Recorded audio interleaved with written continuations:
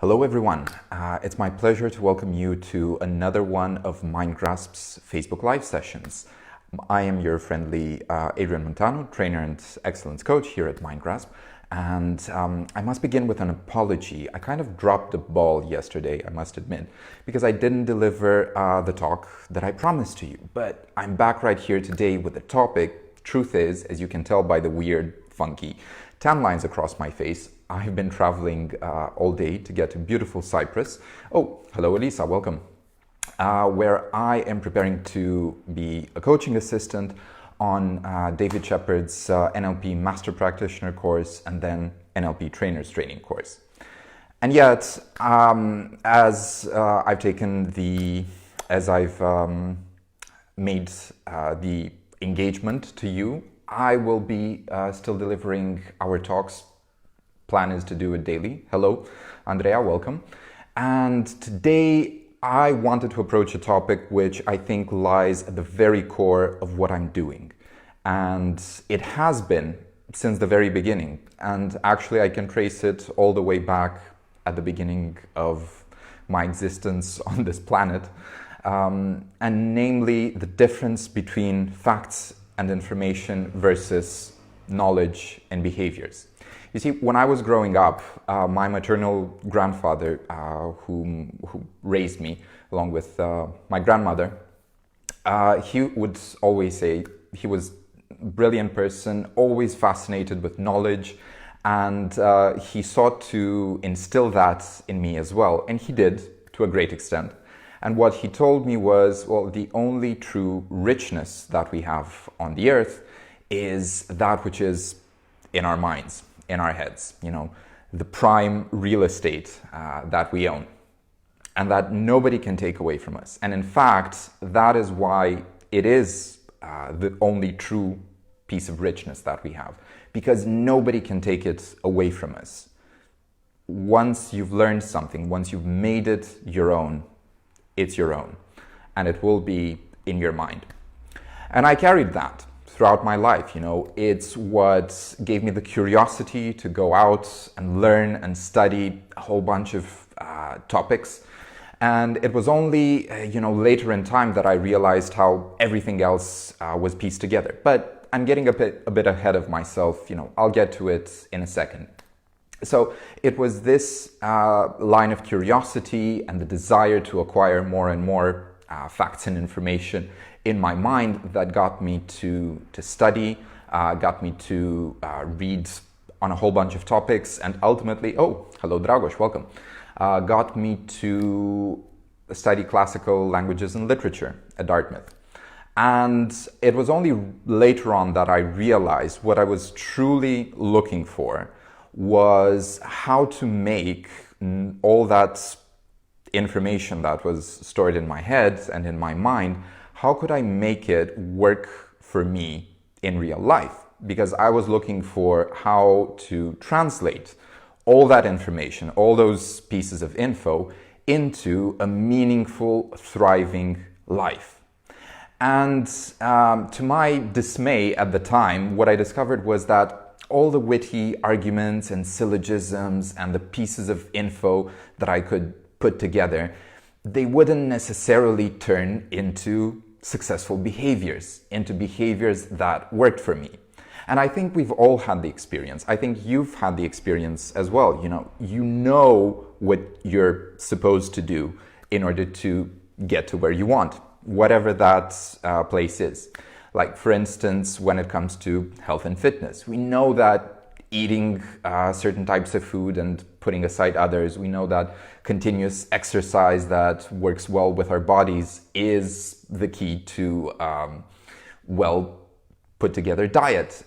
We know that, for instance, doing certain behaviors constantly makes us get better, more proficient, and allows us to improve performance and eventually excel. But that doesn't necessarily translate into those behaviors automatically. And this very much has to do with what I've been talking about over the past few weeks, namely the mind-body connection and the relationship between the conscious mind which is the mind that puts together all of these pieces of information in the first place, and the unconscious mind, which is in charge of behaviors, of deep learning and long-lasting memory, accessing them, and turning them into concrete results. So I was at a bit of a loss because I had what my grandfather had told me in mind for all these years, but I couldn't necessarily translate it into what I knew I was supposed to be doing. And it came together later on, at the point when I started learning what I do nowadays. Oh, hello Daniela, welcome.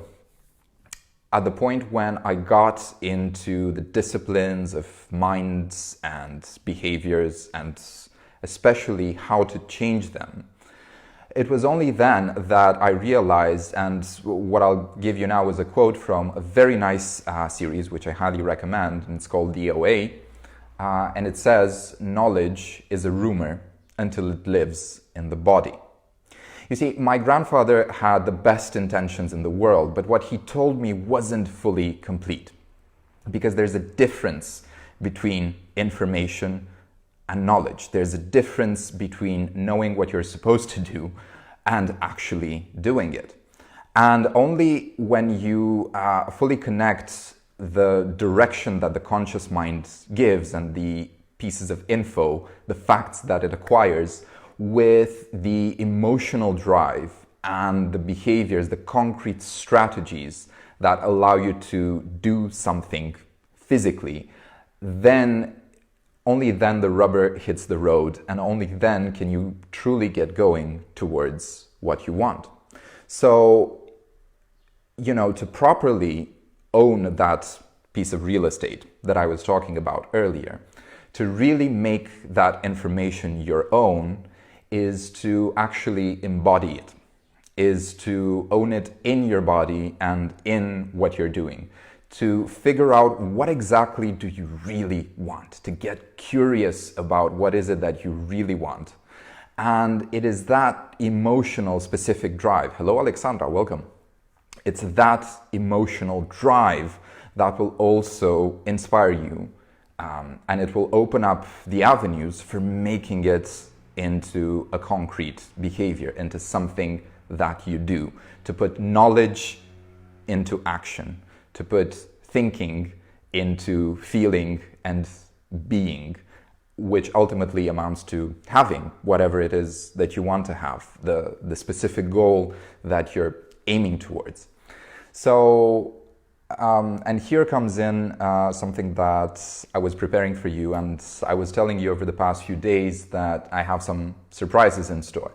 And I'd like to make a reveal right now, which is, well, it's funny because as soon as I'm going to make it, I realized that there's no way I can walk back on it, because I will have made a commitment in front of all of you, my viewers, publicly, and that's one of the best ways to make sure that you're going to do something, you're going to get it done. Commit to it in front of people as publicly as you can. I've started working on a book, and by my estimates it will be done in about a year and a half, so watch out, Christmas 2020. And it's called exactly that. Well, it's a working title for now, but that is the main theme. Thinking in the body.